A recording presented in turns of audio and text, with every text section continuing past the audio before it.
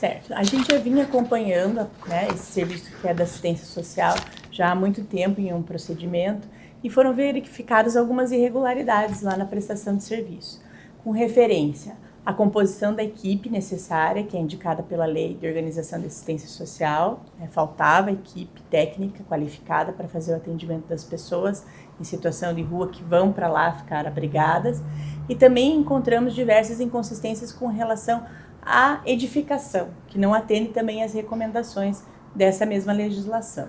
Então, a gente tentou, durante muito tempo, né, um acordo com o município para regularização dessas questões. Em um determinado momento, no ano passado, até foi sinalizado pelo poder público que haveria uma mudança do local com adequação de todas essas questões, mas isso já teve até uma recomendação administrativa do Ministério Público nesse procedimento, mas isso não se concretizou efetivamente. Então, esgotadas essas tentativas, a gente propôs a ação para regularização dessas questões. O que a lei pede, né? Com que a equipe tem que ser formada e como teria que ser essa edificação? Certo.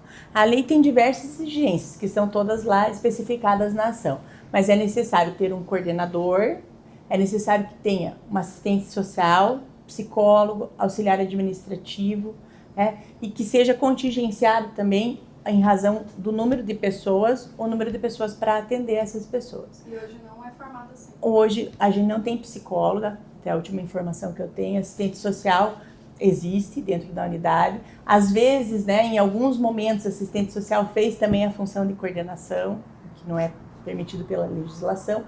E assim, é bem importante salientar que uma equipe bem preparada, ela faz com que exista a transitoriedade das pessoas que estão nessa casa. Porque ela é uma casa para acolher pessoas em situação de rua, mas é uma casa de passagem, não é uma casa para que as pessoas vivam lá, né, por um tempo indeterminado, não é uma casa de longa permanência. É preciso ter uma equipe preparada para promover ações de capacitação dessas pessoas para a autonomia. Né? O que não vem acontecendo, a gente percebe que diversas pessoas que estão acolhidas naquela instituição estão lá durante muito tempo. Então virou uma instituição de longa permanência e não é essa a função desse aparelho social segundo a Lei de Organização de Assistência Social.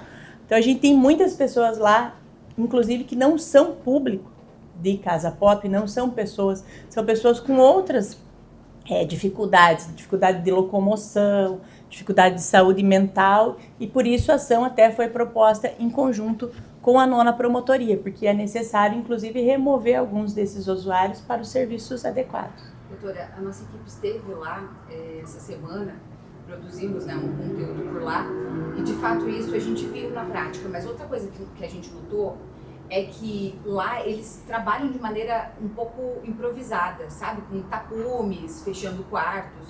Mulheres e homens convivem no mesmo ambiente, eu não sei se isso é permitido ou não. E também tem uma estrutura que foi improvisada aos fundos ali, tipo uma tenda, que é onde ficam pessoas com dificuldade de locomoção. Isso também está nesse levantamento de vocês? A remoção dessas tendas é um pedido.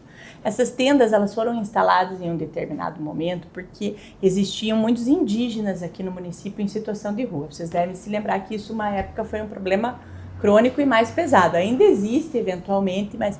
E aí esses indígenas pediram que existisse algum lugar de passagem para eles que tivesse características culturais deles, e foram improvisadas essas tendas e seriam para isso, para eles ficarem ali um dia e não ficarem aqui na rodoviária ou em outros pontos do município, né, pedindo e tudo mais, e tivessem alimentação enquanto passavam aqui por Cascavel por alguma razão.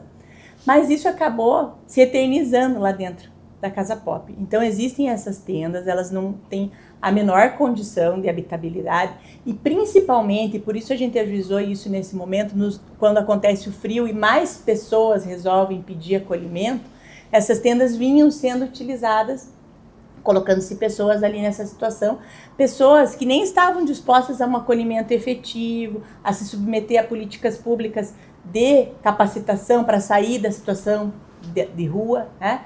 E essas pessoas iam até lá, muitas vezes chegavam embriagadas, muitas vezes armadas com armas, né, armas brancas, porque fazem uso de faca e tudo mais enquanto estão na rua, E isso gerava uma insegurança muito grande para o serviço, porque a equipe não tem equipe para atender mais pessoas, né? E as pessoas ficavam ali numa situação de bastante vulnerabilidade também, e isso acabou se perpetuando ali dentro da Casa Pop. Desde o ano passado, a gente fez um indicativo para que eles não utilizassem mais. E eles não estavam utilizando, a não ser para 2 pessoas portadoras de deficiência, porque a casa não tem acessibilidade. Então, são diversas as questões ali. Essa questão que você apontou, realmente, se você for até lá, não precisa nem... A gente pediu um estudo técnico, veio um engenheiro do Ministério Público, realizou uma vistoria lá no local e enumerou todas as irregularidades. Mas não, qualquer leigo que chegue até o espaço consegue perceber a precariedade lá do serviço e até a falta de dignidade das pessoas que estão ali alocadas. Para além da apuração sobre o pessoal e as deficiências estruturais que estavam havendo ali na Casa Pop, foi instaurado o procedimento pela Promotoria de Saúde para verificar a situação dessas pessoas, principalmente as pessoas com transtornos mentais, muitas pessoas com esquizofrenia, depressão grave, que não deveriam estar alocadas naquele local. Também idosos que são objeto de proteção da nona promotoria estavam irregularmente, inicialmente apontamos acho que 12 idosos, agora diminuiu para 9, 11 pessoas diagnosticadas com transtornos mentais ali, sem a devida realocação para as residências terapêuticas, onde elas iriam encontrar de fato uma estrutura muito melhor, com acompanhamento de médicos, por conta da interligação que essas residências têm com o sistema de atendimento psicossocial. Então o que a gente quer naquele equipamento é que ele atenda as pessoas de forma transitória, desde que classificado adequadamente a sua função. Pessoas com transtornos mentais, esquizofrenia, encaminhamento para uma residência terapêutica, seja para uma comunidade terapêutica também, que atenda algum drogadicto, que não esteja totalmente restringido da sua capacidade mental, os deficientes físicos, que não são objeto também da minha promotoria, mas também precisam de uma residência inclusiva. Então, assim, esse trabalho em conjunto foi no sentido de buscar uma melhoria estrutural e de pessoal e também realocar as pessoas no local que elas devem ter um atendimento muito mais qualificado.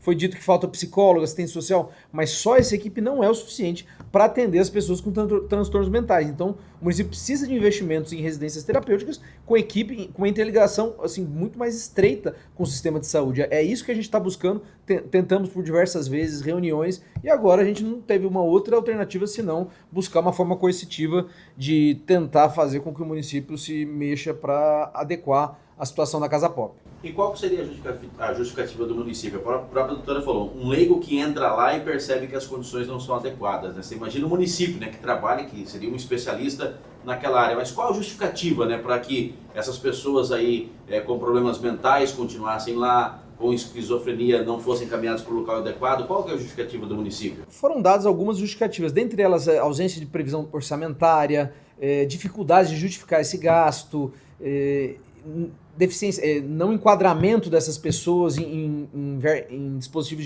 de encaminhamento de verbas federais. Então, eles deram inúmeras justificativas, pareciam até que estavam aguardando que uma ação fosse impetrada para que pudesse justificar esse gasto, mas internamente sabiam que alguma coisa teria que ser feita em um curto prazo. Então, a gente só está dando a desculpa perfeita para que isso seja feito num prazo menor possível.